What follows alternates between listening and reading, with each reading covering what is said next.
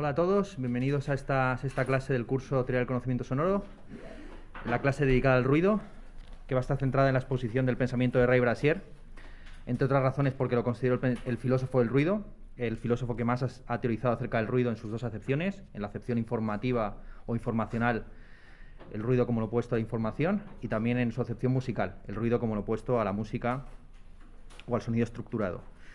Además, nos interesa mucho Ray Brasier porque, al menos en su primera etapa filosófica, es un gran enemigo de la fenomenología.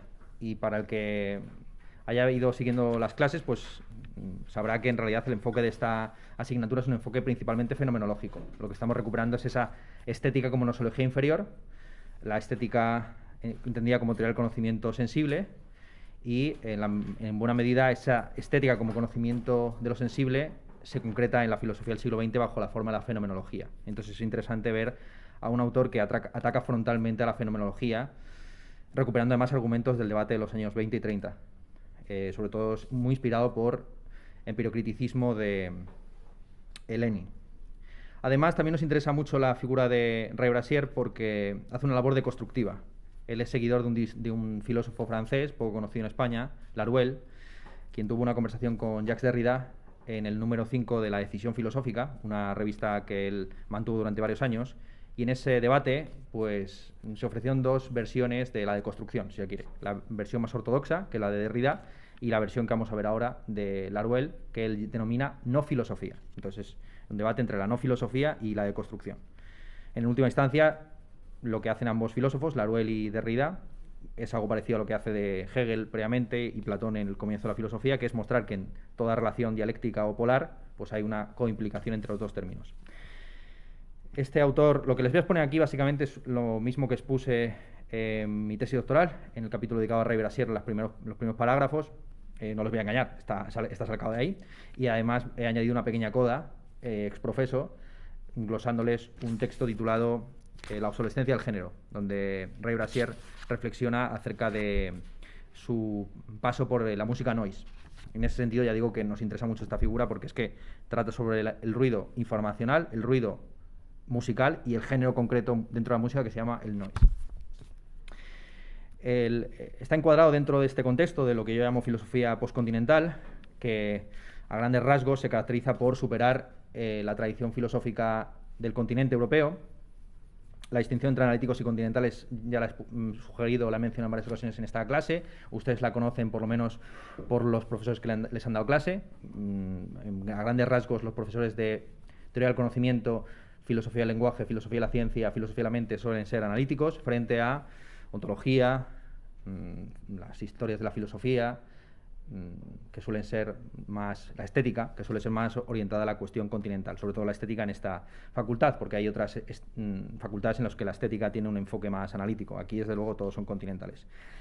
Ray Brasier es un filósofo postcontinental porque mezcla las dos tradiciones, así rápidamente, y ya las mezcla desde su origen. Es de padre francés y de madre escocesa, y siempre ha estado tanto biográfica como intelectualmente a ambos lados de la Mancha. Ha publicado tanto en francés como en inglés, y lleva bastantes años dando clase en la Universidad Americana de Beirut, es decir, una universidad anglófona en una ciudad francófona. Además ha realizado sobre todo trabajos de traducción, ha traducido al inglés el San Pablo de Alain Badiou y el Après la finitude de Kenty Meillassoux, el Después de la finitud de Kenty Meillassoux, que es el texto más importante de filosofía probablemente del siglo XXI. Los dos autores además que más le han influido son un francés, François Lorel, y un anglosajón, Wilfrid Sellars.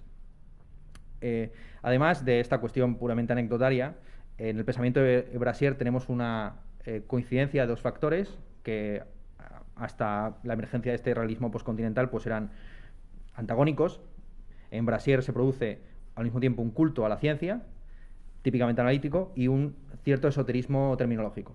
Lo que expone Laruelle, y como discípulo de él, Brasier, es un culto a la ciencia, eso sí, no expuesto bajo una terminología sencilla o cartesiana, sino bastante esotérica.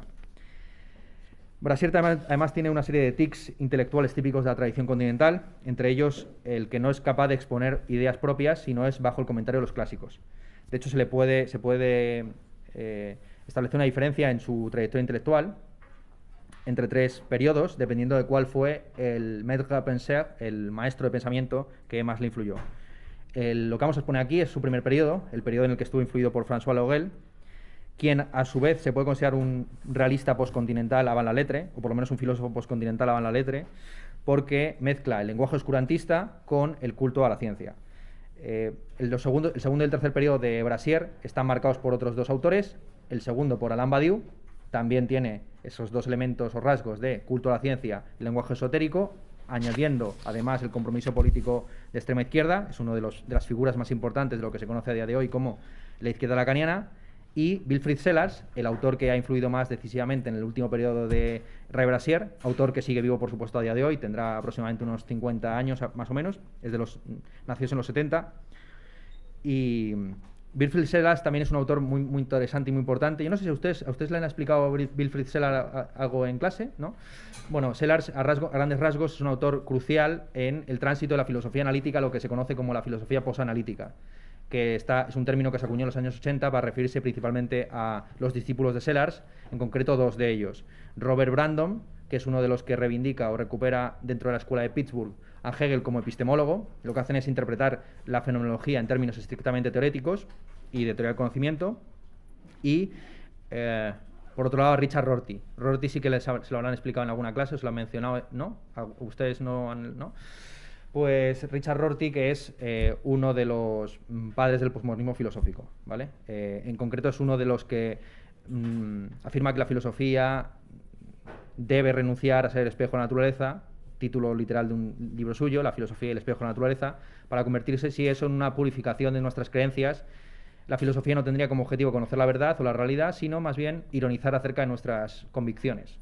La filosofía está para tomarse las cosas con filosofía, en resumidas cuentas para Rorty. Resumiendo mucho, pues estos dos autores, Robert Brandom y Richard Rorty, son calificados como posanalíticos en la medida en que va más allá de esta tradición, y los dos tienen en común el ser discípulos de Wilfrid Sellars. Bien, entonces, ya digo que lo característico de Brassier, lo distintivo respecto a la tradición continental y lo distintivo también dentro del realismo postcontinental, es su aprecio por lo científico. Les voy a leer una cita en la que expone de manera muy contundente su convicción cientificista. Es muy difícil encontrar a gente que se declare abiertamente cientificista. Brassier es uno de los que lo hace. Dice: básicamente creo que la gente que acusa a la ciencia de reducir y atenuar lo que ellos consideran que es la riqueza y la complejidad de la vida están completamente equivocados. Es justo al revés. Nuestra concepción de la realidad se ha visto inconmensurablemente enriquecida por el conocimiento científico, y es más bien nuestra experiencia subjetiva del mundo la que resulta ser, por comparación, reducida y empobrecida. Este aprecio de la ciencia se expresa en sus tres periodos. El primer periodo, influido por Laruelle, cuya obra principal es su tesis doctoral inédita, Alien Theory, teoría alien. El segundo periodo, marcado por Alain Badiou decisivamente, con la obra publicada de Nil Desencadenado, y el tercer periodo con Sellars a la cuestas, que todavía no se ha concretado en una obra, aunque él ha prometido un texto titulado algo así como Naturalismo, Realidad, y no me acuerdo cuál era el tercer término, en el que lo que hace sobre todo es recuperar la distinción de Sellars entre la imagen científica y la imagen manifiesta. Sellars es conocido sobre todo por dos teorías. Uno, la crítica a lo que él denomina el mito de lo dado, que es aquella tesis que ha mantenido toda la tradición filosófica de que hay un conocimiento que surge de lo empírico y que está dado y carece de interpretación, ¿no? Es decir, hay un conocimiento sensorial previo a cualquier tipo de conceptualización. Lo que piensa Sellars es que todo lo que conocemos ya está marcado teóricamente. Es un poco una teoría próxima en buena medida a Hanson. Estoy seguro que lo han explicado en Filosofía de la Ciencia. Hanson es aquel que decía que si Tycho Brahe y Copérnico vieran una puesta de sol, no estarían viendo la misma cosa, porque uno estaría viendo que es el sol el que gira en torno a la Tierra y otro estaría viendo que es la Tierra la que rota sobre su eje, ¿no? Entonces, tanto en Hanson como en Quine como en Sellars, la distinción entre lo empírico y lo teórico, entre lo analítico y lo sintético, lo a priori y lo a posteriori, se borra de alguna forma, ¿vale? Ok, venga, vamos a explicar, antes de entrar en Brassier, hay que explicar a François Laruelle, que pues es la gran joya escondida de la filosofía francesa contemporánea. Es un filósofo que hasta la década pasada de los 2010 no se puso de moda en el mundo anglosajón, con lo cual yo calculo que hacia 2035 será lo máximo en España. Porque esto es así, amigos míos. La distancia que hay entre el momento en el que se pone, bueno, si damos 15 años, desde 2010, en 2025 será cuando empiecen a ustedes a oír a otros profesores que no sea yo hablar de este Laruelle. Ya su primera obra se tradujo al castellano justo el año pasado. François Laruelle es un filósofo que se ha puesto muy de moda, como digo, en el mundo anglosajón en la década de los 2010, sobrepasando la moda de Alain Badiou en los 2000 y previamente la de Deleuze en los 90. Cuando Brassier escribió su tesis doctoral sobre Laruelle, o apoyado en Laruelle, en el año 2001, pues no había tantos trabajos en el mundo anglosajón sobre este autor, y de hecho, a día de hoy, sus textos, los textos de Brassier, son los mejores, la mejor aproximación al pensamiento de Laruelle, que es el que está detrás de su teoría del ruido.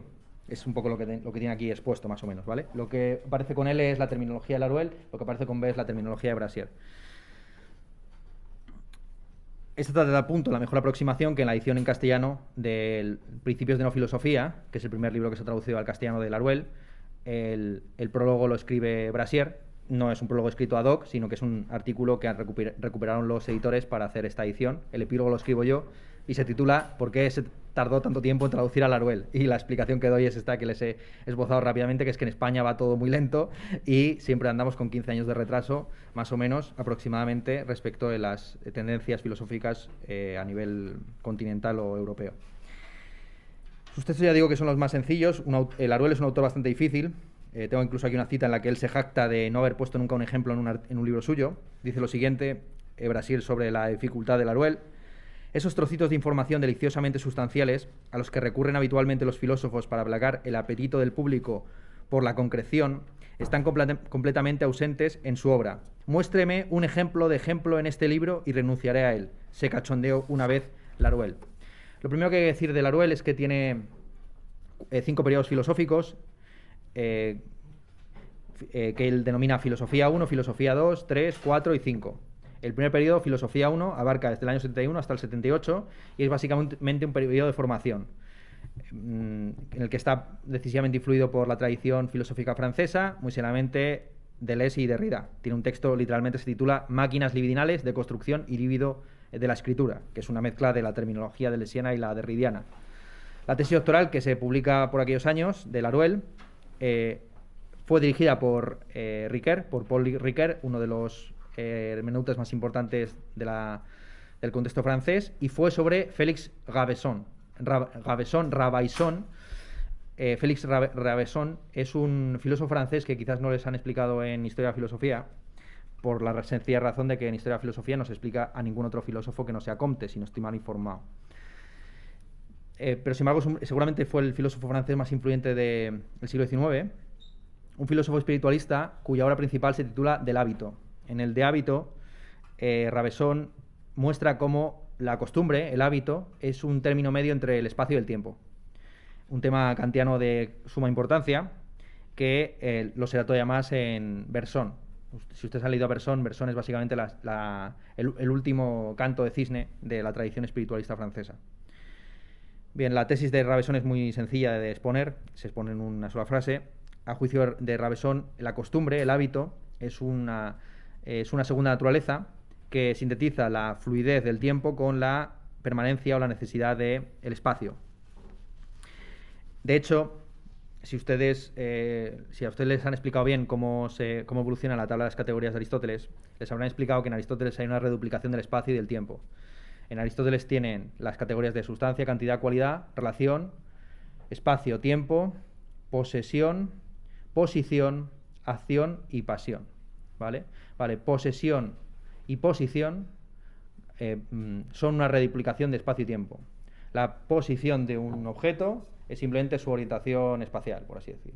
¿Vale? Había una diferencia entre el lugar que ocupaba un espacio, el lugar que ocupaba un objeto, y la disposición o posición de ese mismo objeto.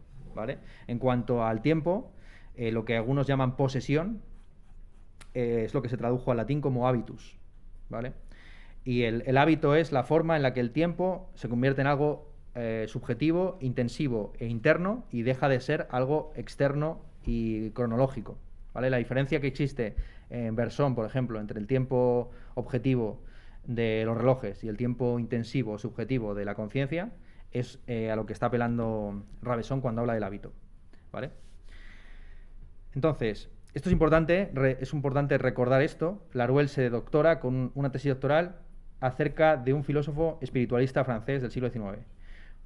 Y es importante recordarlo porque, aunque no se lo expone aquí, cuando Brassier se distancie de Laruelle, lo hará acusándole de humanismo. Es una cosa que salió en la exposición del otro día. El compañero trajo... ¿Cómo te llamas, perdona? ¿Tú que trajiste a Peter Sloterdijk? Antonio. Sí, no pasa nada. Claro, Antonio trajo a Sloterdijk y estuvimos hablando de la cuestión del humanismo. Vale, pues lo que vamos a ver aquí en toda la obra de Brassier es un intento de radicalizar el antihumanismo, así de sencillo. Y él descubre en un momento dado que Laruelle, lejos de ser un antihumanista, es un humanista por otras vías, ¿vale? Entonces este es el primer periodo de su filosofía, de la filosofía del maestro de Brassier, filosofía 1, del 71 al 78, filosofía 2 desde el 81 al 92 y el 3 del 95 al 2000. En el 4 y el 5 no vamos a entrar. Filosofía 2 es el periodo en el que Laruelle se distancia de la tradición filosófica francesa, publica entonces un texto bastante importante titulado Filosofías de la diferencia, una introducción crítica, donde él critica a los filósofos que entonces eran conocidos como filósofos de la diferencia, Derrida, Deleuze y buena parte de la tradición previa francesa, y establece por primera vez su gran diagnóstico, que es un poco lo que tiene aquí puesto, que es la falacia que él detecta en toda la tradición filosófica, lo que él denomina la decisión o el principio de filosofía suficiente. El principio según el cual la filosofía es autosuficiente y decide y demarca entre lo científico y lo ideológico, lo sensible y lo intelectual, etc. ¿En qué consiste esta decisión filosófica? Que, como digo, es el método que está detrás de todo proceder filosófico. A juicio de Laruelle, todos los filósofos operan conforme a este principio de filosofía suficiente que se despliega en tres momentos. En un primer momento, la filosofía lo que hace es establecer una díada, una división entre dos tipos de realidades. El arquetipo de la díada filosófica es la distinción entre inmanencia y trascendencia. En un segundo momento, esas dos instancias se hibridan, se mezclan entre sí y aparecen anfibológicamente dos veces. Veas, el ejemplo que pone Laruelle es el del concepto de hecho en Kant. El hecho, los hechos en Kant se pueden entender o bien como data o bien como facta. Una cosa son los data a posteriori, los hechos a posteriori de la experiencia, y otra cosa es el factum, por ejemplo, a priori del deber. ¿Bien? Para Kant es un hecho el deber ser tanto o más que los hechos empíricos. Pero son dos tipos de hechos distintos. De hecho, los denomina con dos expresiones latinas distintas, ¿no? Por un lado está lo dado y por otro está lo hecho. El factum y el datum. Vale. En tercer lugar, una vez que se ha hibridado lo que previamente se había separado, dice Laruelle que lo que hay es justamente el momento de la decisión en el que los dos términos de la díada se sintetizan mediante un procedimiento trascendental que fundamenta la propia posición filosófica y respectivamente refuta las antagónicas. Ejemplos de este procedimiento trascendental o de este momento de la decisión filosófica que permite hibridar dos términos que se consideraban antagónicos o opuestos. Pues, por ejemplo, la posición que ocupa el Dasein en la filosofía heideggeriana. Al final, el Dasein permite mediar entre el ser y el ente, que eran dos instancias aparentemente radicalmente separadas entre sí. O, en el caso, el concepto de negación determinada en Hegel. El concepto de negación determinada es lo que permite al final a Hegel pasar de la sustancia al sujeto. También pone el ejemplo en Deleuze del concepto de indiferenciación. La indiferenciación permite a Deleuze pasar de lo virtual a lo actual. ¿De acuerdo? Entonces, la alternativa que ofrece Laruelle a la decisión filosófica es lo que él denomina la no filosofía. La no filosofía tiene como objetivo... no filosofía con guión, por cierto. Bueno, a Laruelle le encantan los guiones, ¿vale? Yo no lo soporto, pero bueno, cada uno es libre de utilizar los signos ortográficos como le apetece. La no filosofía de Laruelle tiene como objetivo suspender el principio de decisión filosófica, mediante lo que él denomina fuerza, guión, paréntesis, del, paréntesis, guión, pensamiento. La fuerza del pensamiento, ¿vale? La fuerza del pensamiento pretende suspender la decisión filosófica para que no haya que decidirse por ninguno de los dos elementos de la díada y para que tampoco haya que decidirse por ninguna opción filosófica. Digamos, para que la filosofía deje de ser una arena en la que todos combaten contra todos y que de repente haya una relación pacífica y armónica. Laruelle subraya muchas veces que la no filosofía no es una antifilosofía. El ejemplo que él pone es el de las geometrías no euclídeas. Igual que los geómetras no euclidios o que no siguen a Euclides no consideran que la geometría euclídea sea falsa, sino que lo que intentan es explorar nuevos caminos matemáticos sin el quinto axioma de las paralelas. Del mismo modo, la no filosofía no niega la filosofía, sino que la intenta enmarcar en un contexto más amplio, investigando nuevos derroteros teóricos sin el principio de la decisión filosófica, el principio de filosofía suficiente. ¿De acuerdo? Así, en Filosofía y no filosofía, Laruelle declara que la no filosofía es una metafilosofía, es una suerte de ciencia que tiene como objetivo aprender inmediatamente lo real. ¿En qué consiste esto de lo real? En Laruelle es bastante complicado de determinar y de hecho se mete en una serie de exposiciones de tipo neoplatónico. Tiene un libro que se titula literalmente En tanto que uno, en el que Laruelle afirma que la ciencia, y en concreto la ciencia metafilosófica de la no filosofía, conoce lo real y tiene una visión en uno, de nuevo con guiones, porque procede axiomáticamente. Y esto es lo que diferencia fundamentalmente la ciencia de la filosofía. Y la razón por qué la ciencia conoce lo uno, mientras que la filosofía está atrapada en las díadas de la decisión filosófica. La filosofía siempre pretende justificar reflexivamente aquellas posiciones que toma, incurriendo, como no, en esa petición de principio que es el principio de razón de filosofía suficiente, la decisión filosófica, frente a la ciencia, que procede axiomáticamente, da ciertas verdades por hechas o por dadas y a partir de ellas deduce lo demás. En este punto, Laruelle tiene una terminología, como digo, muy neoplatónica, muy próxima a Plotino. Lo uno para Plotino y para Laruelle, pues es lo que no puede ser pensado, lo que determina en última instancia toda la realidad, etc. La diferencia fundamental es que para Plotino lo uno es un punto de llegada, mientras que para Laruelle es un punto de partida. Es una inmanencia radical frente a la trascendencia radical que establecía Plotino de lo uno respecto del mundo. ¿De acuerdo?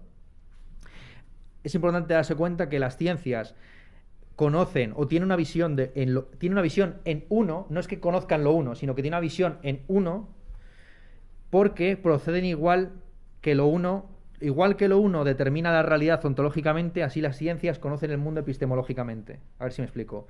Lo uno determina la realidad sin que la realidad le determine de vuelta. Es decir, lo uno procede también axiomáticamente, ¿vale?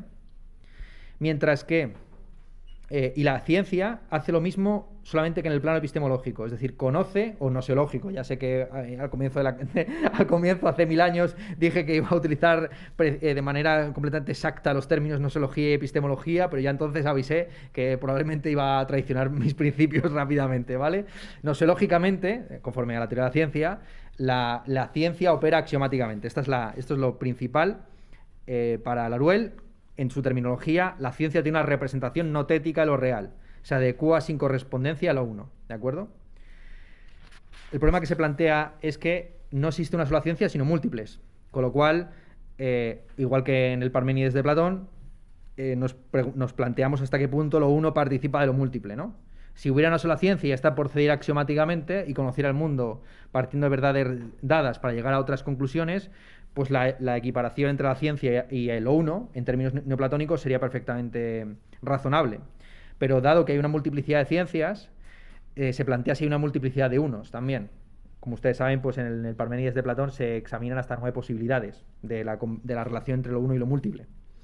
Esto fue lo que llevó a Laruelle en su tercer periodo filosófico, el que va desde el año 95 hasta el año 2000, a abandonar este cientificismo y renunciar a la pretensión de que la no filosofía sea una suerte de ciencia metafilosófica.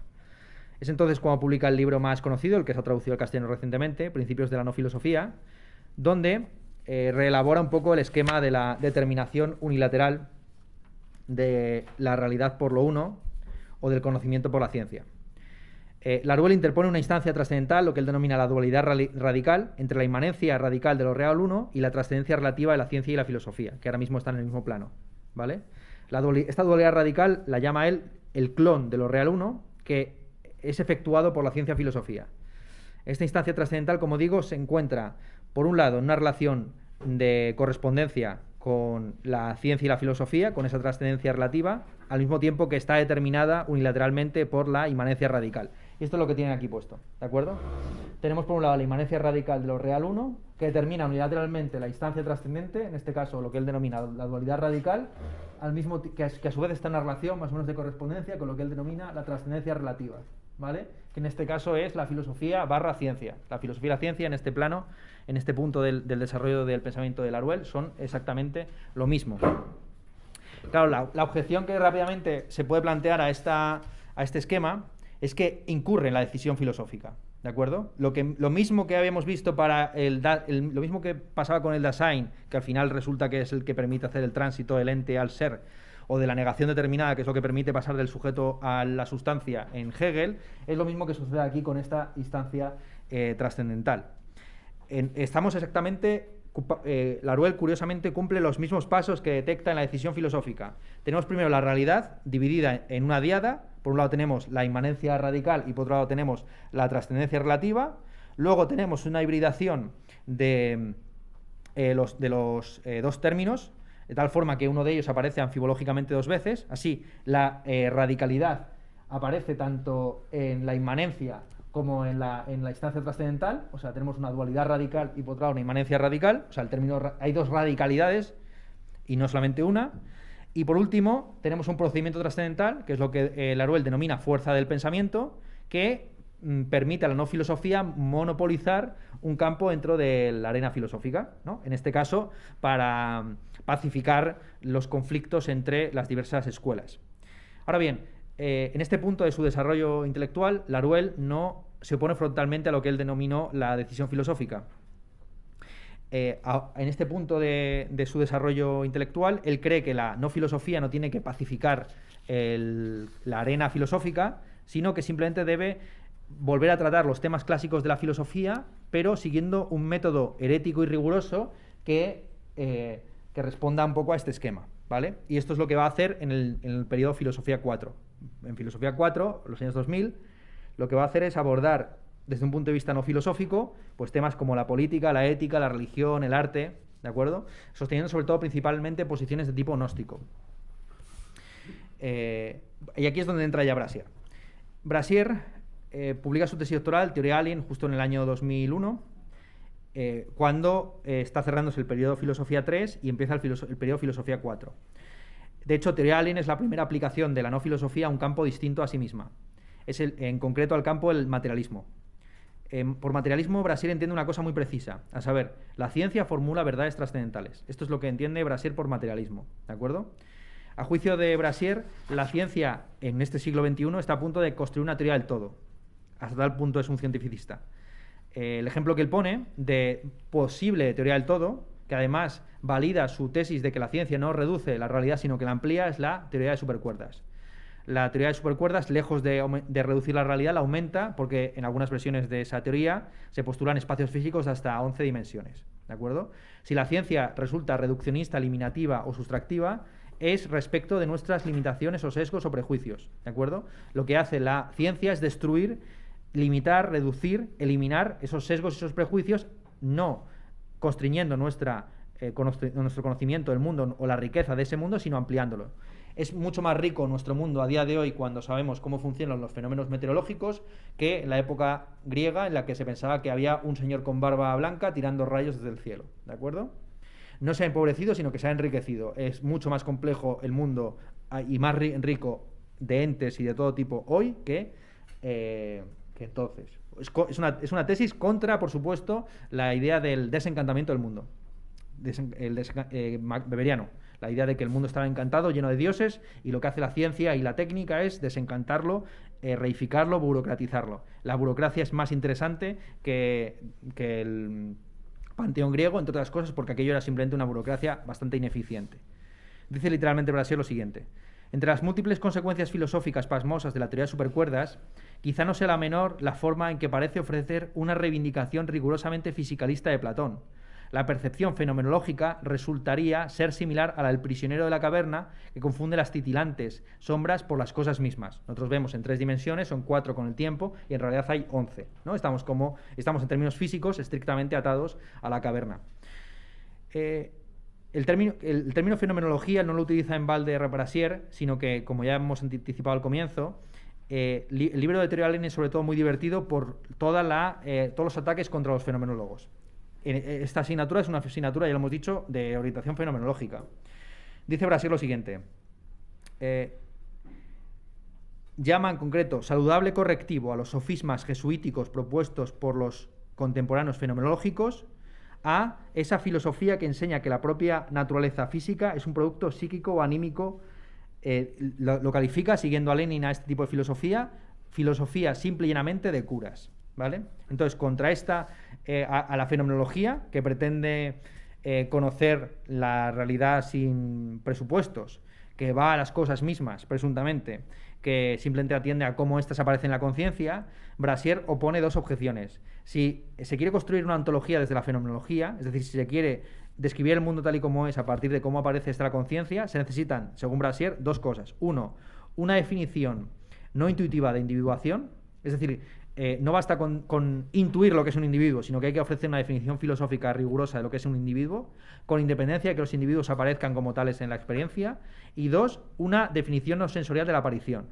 2 cosas que a juicio de Brasier no tiene la fenomenología. La fenomenología ni define el concepto de individuo, ni define el concepto de aparición. Los presupone dados en la experiencia. Se presupone que la experiencia me aparece la grabadora como individuada de una determinada forma. ¿De acuerdo? Y sigue, contra los fenomenólogos. La creencia en los misterios fenomenológicos, en la soberanía intencional de la conciencia o en la realidad, en la irreductible realidad de los moradores del reino intencional, como las intuiciones eidéticas o los qualia, es el equivalente contemporáneo a la fe en la inmortalidad del alma o a la confianza en la ubicuidad del flogisto. La conciencia, podemos decir, parafraseando a Deleuze, no sobrevivió a Dios. La conciencia no sobrevivió a Dios. Esta es un poco la tesis fuerte, ¿no? Igual que murió Dios en un momento dado, también ha de morir la conciencia como objeto o instancia privilegiada de acceso a la verdad y a la realidad. Más adelante vuelve otra vez al ataque y dice: la elección con la que nos enfrentamos es tan clara como inevitable. O Darwin o Husserl. Seguir persistiendo en el curso iniciado por este último supone lanzarse de cabeza al desastre intelectual y a la ruina de la filosofía como empresa teórica creíble. El futuro que la fenomenología concede a la filosofía es muy tétrico de contemplar. Un antropocentrismo patológicamente narcisista y terminantemente infantil. La situación es muy grave y las apuestas están muy altas como para permitir el equívoco o el compromiso. Cuando Brasier se refiere al equívoco o al compromiso, se refiere en concreto a la forma perfeccionada de la fenomenología en el presente. Quizás en alguna asignatura, sobre todo en filosofía de la mente, les van a explicar lo que se conoce como la neurofenomenología. La neurofenomenología es una teoría contemporánea que intenta mezclar cosas del conocimiento del cerebro con las teorías fenomenológicas sobre la corporalidad.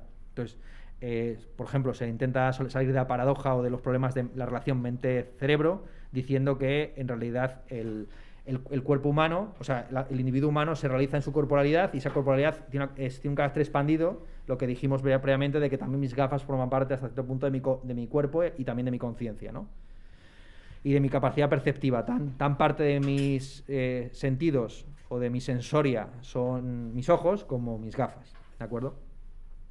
Claro, por un lado, esta neurofenomenología se opone contra el escepticismo de las críticas postestructuralistas a la subjetividad husserliana y, por otro lado, contra el conductismo de las críticas wittgensteinianas a la autoridad del discurso en primera persona. Esto voy a explicar un poquito más. La fenomenología tiene como 2 grandes opositores en esto. Por un lado, el escepticismo del postestructuralista y, por otro lado, el conductismo post-wittgensteiniano. A ver si me explico bien. No sé si en esta clase, pero bueno, lo expongo de nuevo.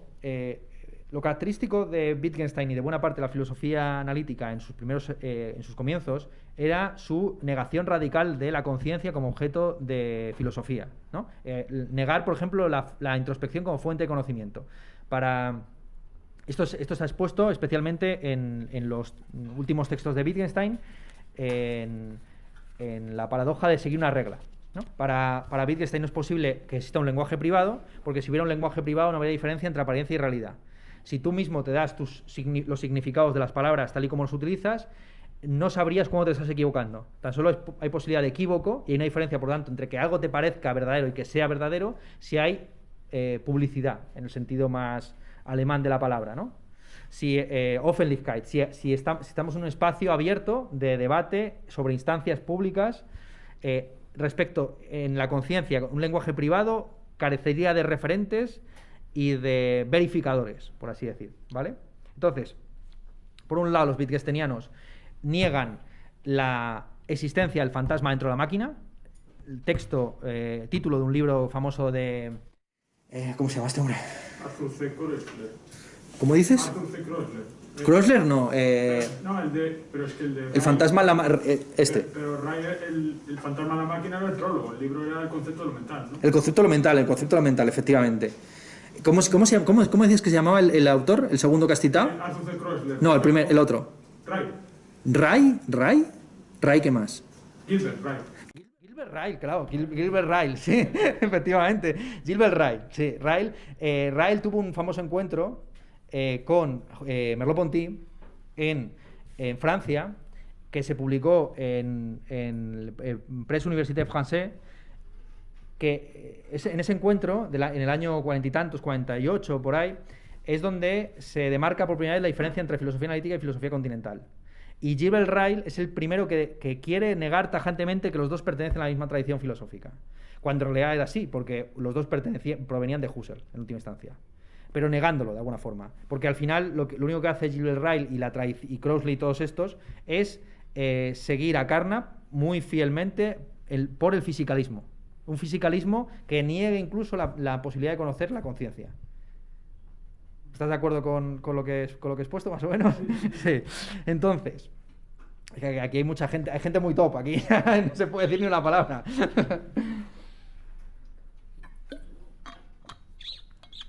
Entonces, por un lado, el enemigo de la fenomenología es este conductismo, y por otro lado, el escepticismo postestructuralista. Claro, el escepticismo postestructuralista niega la posibilidad,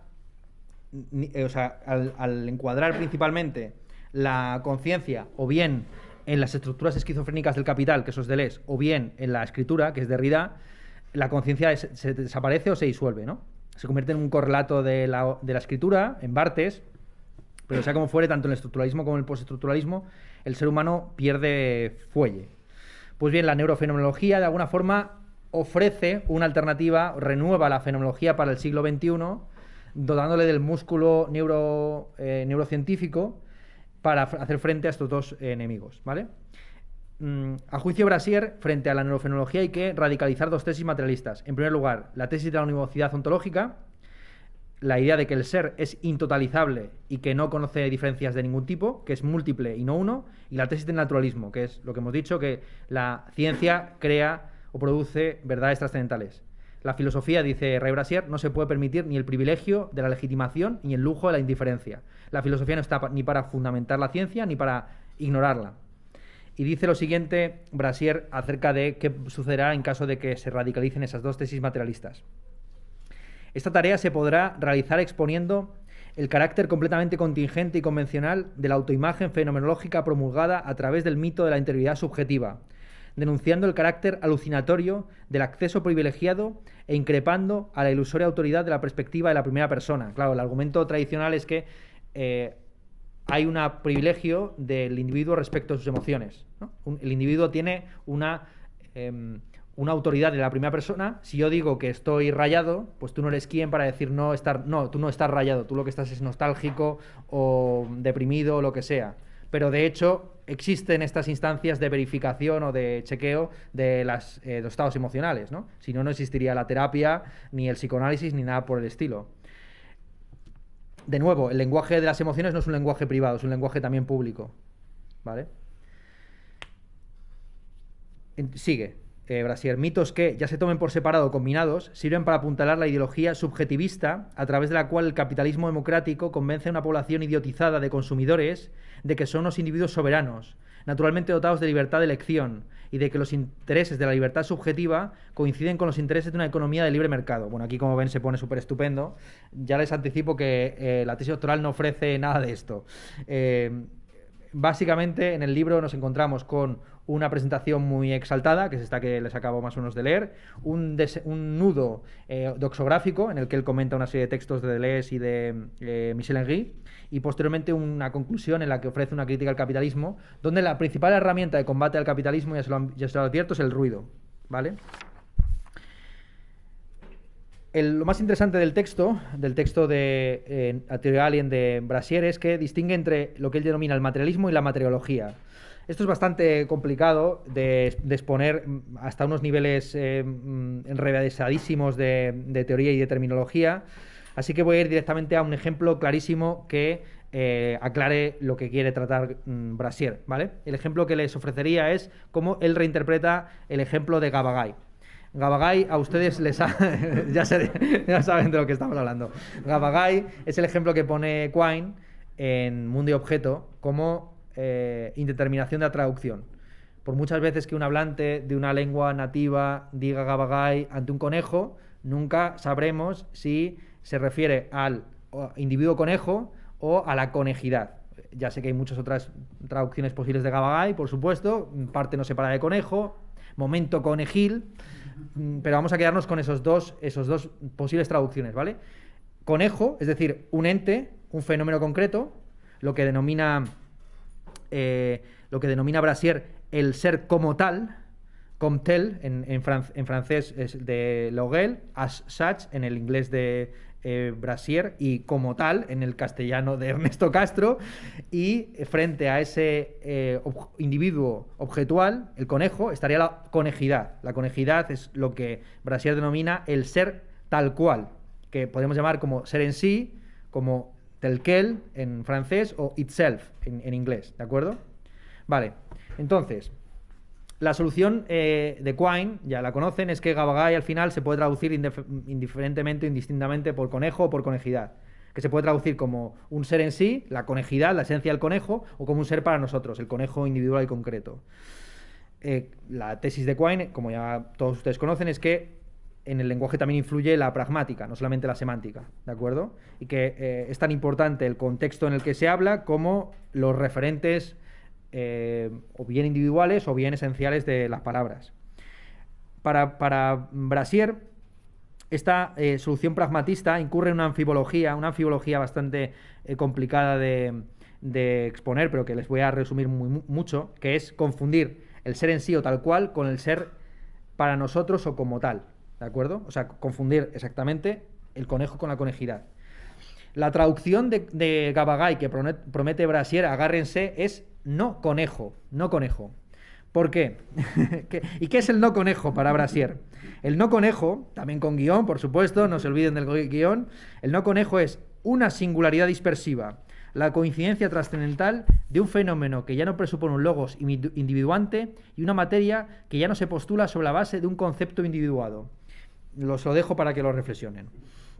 El asunto es que por detrás de toda esta jerga y de todo este oscurantismo, insisto, típicamente continental, por lo que está apostando Brassier es por una ontología y una epistemología distintas de la tradicional. En primer lugar, lo que le interesa sobre todo es una ontología en la que la realidad no se transforme en una idea conceptual, en el que la realidad aparezca como algo distinto de un concepto, ¿vale? Y una epistemología en la que la aparición fenoménica no se reduzca al pensamiento lógico, que haya apariciones fenoménicas no reducibles al pensamiento lógico. Para construir esa ontología, Brassier traduce lo real de Laruelle como gile radical. Lo que era lo real en el campo de la no filosofía se convierte en la gile radical, en la materia radical, en el no materialismo de Brassier. ¿En qué consiste esta materia radical, esta gile radical? Utiliza él en la expresión griega. Dice que es lo ya dado, lo ya impreso, lo ya aprendido, lo ya adquirido, lo ya inherente, lo ya indiviso, lo ya pleno, lo ya conseguido. Vale, la gile radical tiene dos aspectos. En primer lugar, un aspecto performativo y axiomático, y en segundo lugar, un aspecto fenoménico y subjetivo. Desde un punto de vista performativo y axiomático, la Gile radical funciona exactamente como lo 1, es decir, se adecúa a la materia en sí o tal cual, del mismo modo a cómo las ciencias conocen el mundo o lo 1 determina la realidad, es decir, de un modo intuitivo y no conceptual y unilateral. En el aspecto fenoménico y subjetivo, lo característico de la Gile radical es que se realiza a través de las operaciones de lo que él denomina el sujeto alien, el sujeto extraño. Vale, ¿qué es esto del sujeto extraño, del sujeto alien? No se preocupen, llegaremos al ruido en algún momento. De hecho, ya estamos, yo creo, ya en el ruido. El sujeto extraño es el nombre del hombre, todo también con guiones, el nombre del hombre. Aquí, Brasier distingue entre lo humano, el hombre y la humanidad. Vamos allá. Lo humano es aquello que está dentro de los parámetros, aquello de los parámetros como lo ontológicamente problemático, ¿vale? Frente a eso está el hombre, que es el equivalente antropológico de lo 1, es decir, lo improblematizable, una humanidad vaciada de todas sus características reconociblemente humanas. Dice literalmente Brasier, cuanto más radical es la instancia de la humanidad, más radicalmente no antropomórficas y no antropocéntricas son las posibilidades del pensamiento, ¿vale? Entonces, el sujeto alien es un sujeto imprevisible, un enigma ético, algo no figurable, una hibridación transcategorial, una monstruosidad de predicados terrestres. Así es como lo define Brasier. Voy a intentar, aunque no debería explicarles esto, se lo voy a explicar para que lo entiendan un poco mejor. Como ya digo, Brasier lo que intenta es ir más allá del humanismo. En este caso, haciendo un gran lío terminológico, y en Nil desencadenado siendo muchísimo más claro. En Nil desencadenado, en la nada desencadenada, es un libro en el que básicamente él defiende que, lejos de ser algo negativo, el desencantamiento del mundo es la gran contribución de la ciencia. La ciencia desencanta al mundo y está a punto de desencantarnos a nosotros mismos, convirtiéndonos simplemente en un ente finito más. Y lejos de ver esto como una especie de drama trágico, o como tal y como lo veían Nietzsche o Heidegger, hay que verlo desde un punto de vista imparcial y desproblematizado. Para Brasier, el límite último del pensamiento es lo que él denomina la extinción. Extinción de la humanidad, que sabemos que sucederá en algún momento u otro del despliegue del cosmos, del universo, pues cuando estalle el Sol o cuando se produzca el nivel máximo de entropía, y extinción que ya ha sucedido. ¿Bien? Aquí, de alguna forma, Brasier recupera un tema muy pascaliano. Somos una finitud entre dos infinitos. El infinito previo a nuestro nacimiento y el infinito posterior a nuestra muerte. Pues del mismo modo, no tenemos que temer a la extinción porque ya estuvimos extinguidos en un momento, es decir, antes de llegar a ser. ¿De acuerdo? Entonces, todos los infinitos millones de años previos a la existencia del ser humano también cuentan como una extinción a priori, si se quiere, o previa a la construcción de la especie, ¿de acuerdo? Hay que situarse en ese plano alienígena extraño en el que incluso la idea de sujeto pierde importancia. Ya, por ese motivo, este hombre está muy próximo, evidentemente, a la ontología orientada a los objetos, que citamos el otro día, y también a lo que se conoce en filosofía política como el aceleracionismo. Teoría política que defiende principalmente que la izquierda, lejos de tener que ponerle frenos al capital, lo que debe hacer es acelerar las contradicciones del sistema para provocar una especie de ekpirosis, de destrucción interna del mismo. ¿De acuerdo? Algo parecido a lo que planteaba Antonio en el mundo este en el que estábamos sin piernas y todo se iba al garete. Lo importante, a lo que iba, y ya voy terminando y ya aparece el ruido, es que esta Gile radical, que no se entiende no se entiende exactamente a qué se refiere en el plano ontológico, en el plano epistemológico, Brasier la denomina ruido, ¿vale? Y para entender qué entiende Brasier por ruido, es interesante contrastar su teoría con la de Paul Churchland, como hace él en su tesis doctoral. Churchland, seguramente muchos de ustedes lo conozcan en Filosofía de la Mente, él y su señora Patricia y Paul Churchland, son dos autores muy conocidos porque son los defensores del eliminativismo materialista, la tesis de que podemos reducir los conceptos mentales que tenemos a conceptos cerebrales de carácter científico, ¿de acuerdo? Entonces, por ejemplo, el concepto de verdad se puede reducir al concepto de vector de conexiones neuronales, ¿de acuerdo? En un libro titulado Realismo científico y plasticidad de la mente, Churchland propone una definición del conocimiento naturalista e independiente del sustrato. Cuando los analíticos hablan de una teoría de la mente independiente del sustrato, se están refiriendo naturalmente que se pueda aplicar también, por ejemplo, a las máquinas o a los robots. Que no dependa tan solo de, o que no sea válida tan solo para el sustrato del que estamos compuestos nosotros, de carbono, sino que también pueda ser válido para entes compuestos de silicio, pongamos por caso. ¿De acuerdo? La idea de la teoría esta, Churchland la denomina teoría de los motores epistémicos. La idea es muy sencilla. El conocimiento es una función recursiva que va depurando la información recibida, ¿vale? El hecho de que sea una función recursiva, es decir, que se aplica una y otra vez sobre el mismo material, atrapa un carácter intuitivo del conocimiento, a saber, su refinamiento autorreferencial, ¿de acuerdo? Conocer es en buena medida ir purificando, depurando la información que nos llega al exterior, de tal forma que lo que en un determinado estrato se consideraba información, en un siguiente estrato se puede considerar ruido. Ejemplo, en el conocimiento cada vez más detallado de España, en un primer nivel podremos decir que en España hace sol. Bien, luego podríamos elevarnos en un segundo nivel, depurar esa misma información y decir que, bueno, hay sol quizás en verano. Y luego más en detalle, pues hay sol en el Levante, pero no en el norte, lo que sea, ¿de acuerdo? Entonces, lo que en un primer nivel parecía conocimiento, en el siguiente nivel más de detalle parece ruido o parece ideología, ¿de acuerdo? Entonces, lo que demuestra, Churchland demuestra el carácter procesual, purificador y autocorrector de la ciencia y del conocimiento, ¿de acuerdo? Churchland considera, por ejemplo, que la fenomenología es conocimiento en un determinado nivel, en el nivel de la folk psychology, de la psicología popular, pero que es ruido o que es pseudociencia o ideología en un nivel más fino. Cuando no teníamos las técnicas para conocer el cerebro, la fenomenología era una aproximación correcta o más o menos aproximada, verdadera. Pero cuando tenemos la posibilidad de penetrar dentro del cerebro, la fenomenología se convierte en ideología y deja de ser ciencia o conocimiento posible, ¿de acuerdo? Ciencia estricta pretendía convertirlo Husserl. Claro, aquí Brasier detecta en Churchland la díada, la decisión filosófica. Churchland divide de nuevo la realidad en dos polos, el ruido y la información, los hibrida anfibológicamente, porque considera que la información en un cierto nivel se puede convertir en ruido en el siguiente nivel, y a su vez lo sintetiza mediante un procedimiento trascendental, que en este caso es el modelo neurocomputacional que utiliza.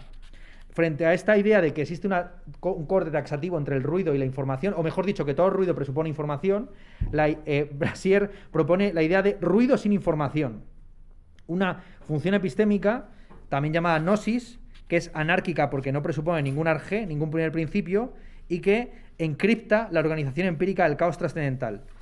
A través de esta gnosis del ruido sin información, Brasier ofrece un materialismo que él denomina escéptico y gnóstico, que genera ruido no computable o algoritmizable por los códigos del capital mundo, ¿vale? El principio de economía suficiente, ¿vale? Cerramos con algo mucho más comprensible. Como ven, no solamente es el filósofo del ruido en el sentido de que trate sobre el ruido, sino también que es muy ruidoso en su terminología. Vamos a lo concreto que a ustedes les puede interesar. Brasier tiene un texto que está reconocido por muchos como el texto de filosofía más importante sobre la música noise, titulado La obsolescencia del género. La tienen ustedes en una antología que está en PDF en español, titulada Ruido y capitalismo. Ahí Brasier habla de la obsolescencia del género de la música noise. Obsolescencia que va de la mano de convertirse en un cajón desastre de todo aquello que no tiene género.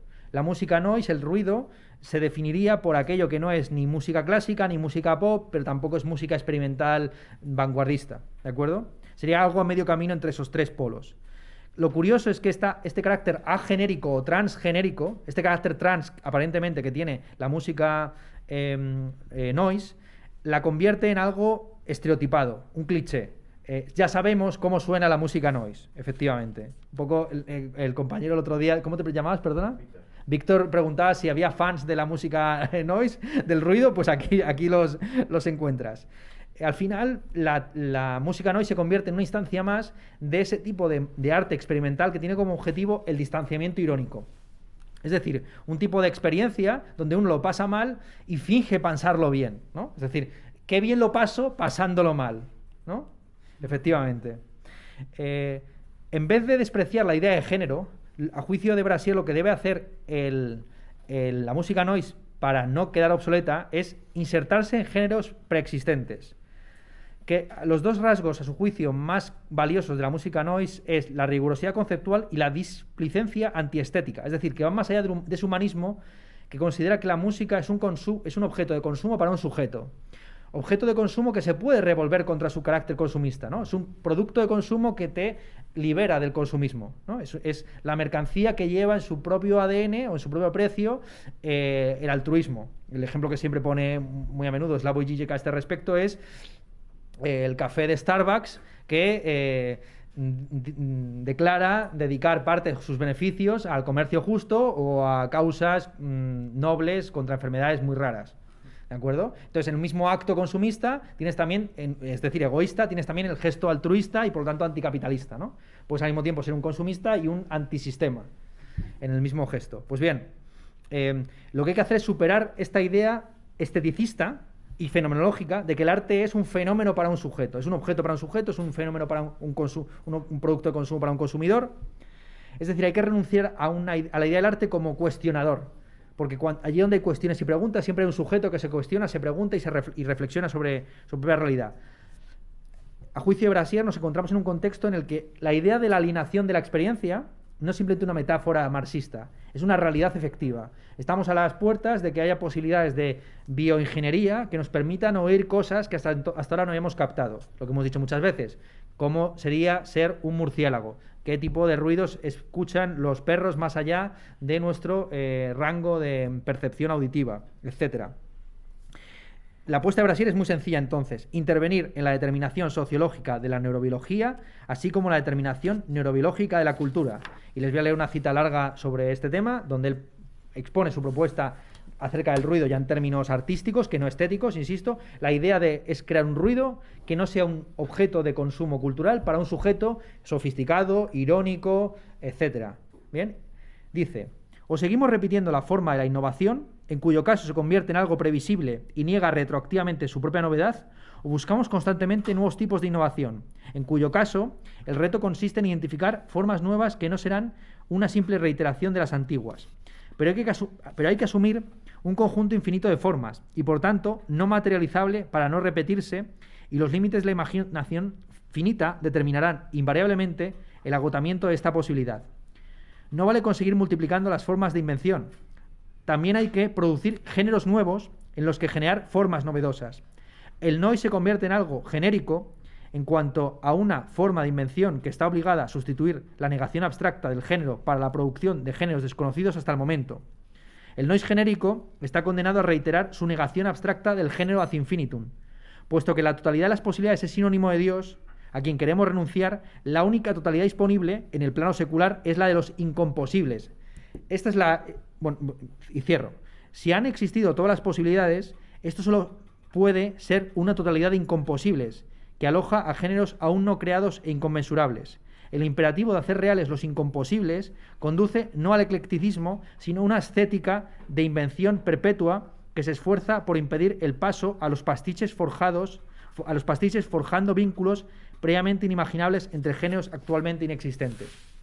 Entonces, esto tiene mucho que ver con el periodo 5 de Laruelle, que no les he explicado, donde él renuncia a la idea de la no filosofía para hablar de la filosofía genérica, que es una filosofía que se preocupa por los géneros y por la generación de los géneros a través del genio. Hace un juego con todo ese campo semántico, el genio, lo generador, las generaciones, etc.